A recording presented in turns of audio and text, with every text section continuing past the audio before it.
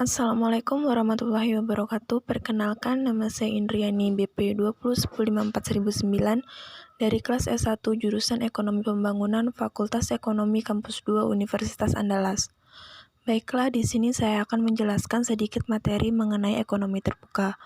Tujuan saya membuat video ini untuk memenuhi tugas UTS mata kuliah teori ekonomi makro 1 dengan dosen pengampu Ibu Nur Ari Sufyawan, SPD, MSI.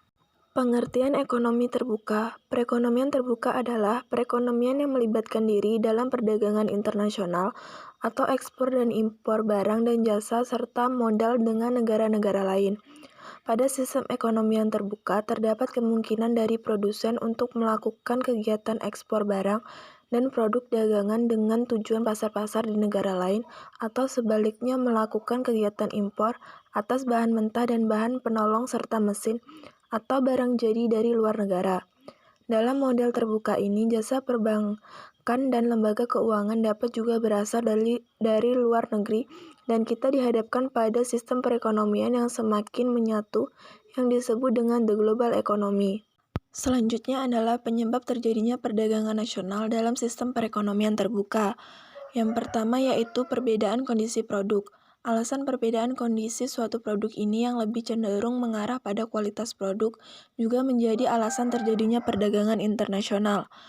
Misalnya, salah satu negara yang mempunyai iklim tropis tentunya memiliki kemampuan untuk memproduksi pisang, kopi, dengan kualitas yang lebih maksimal yang kemudian ditukarkan dengan berbagai macam barang dan jasa dari negara lain.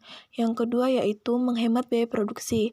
Hal ini menjadi alasan para produsen untuk melakukan perdagangan secara internasional.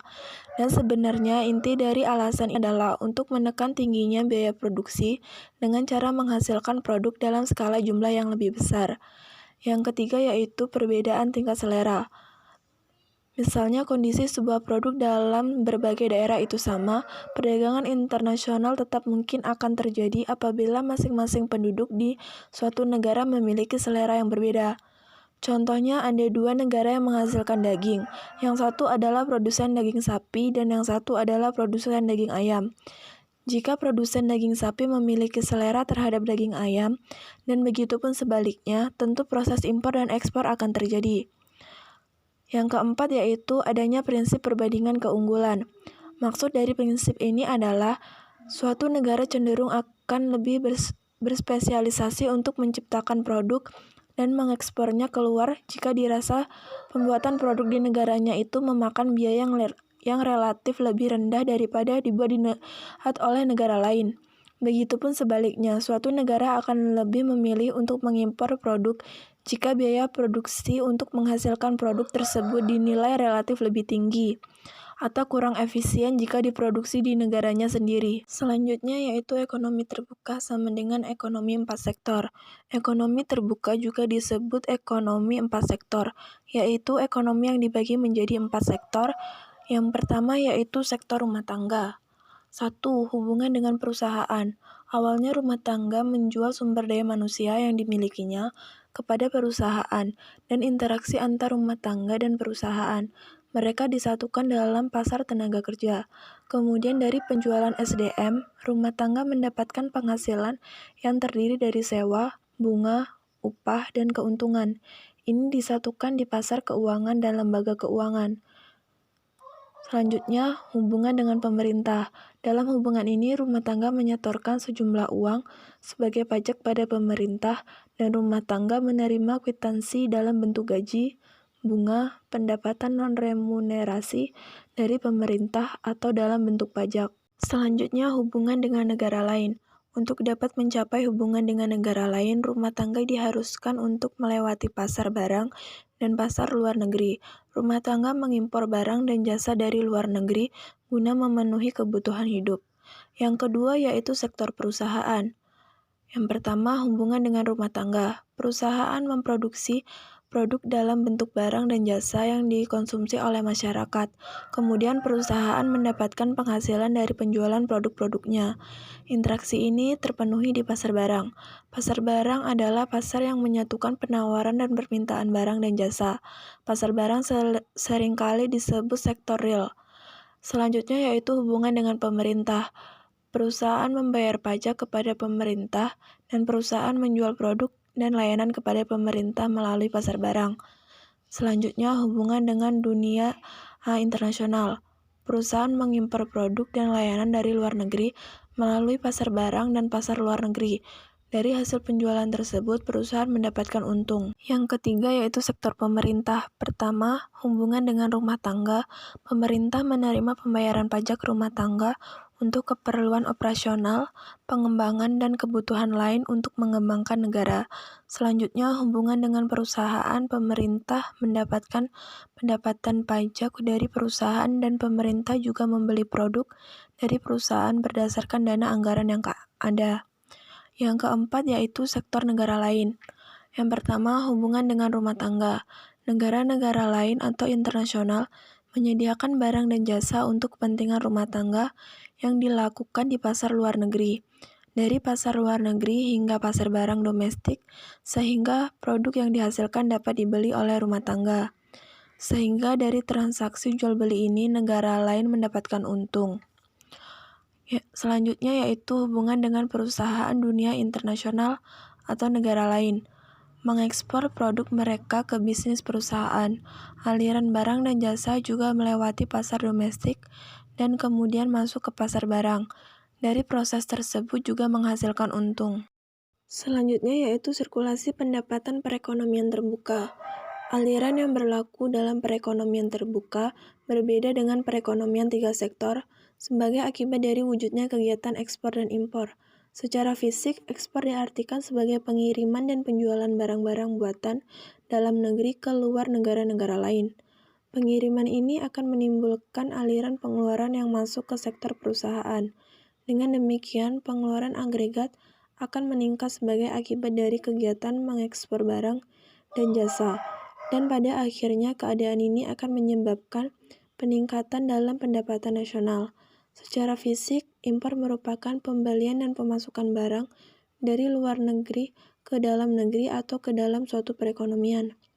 Aliran barang ini akan menimbulkan aliran keluar dari aliran pengeluaran dari sektor rumah tangga ke sektor perusahaan.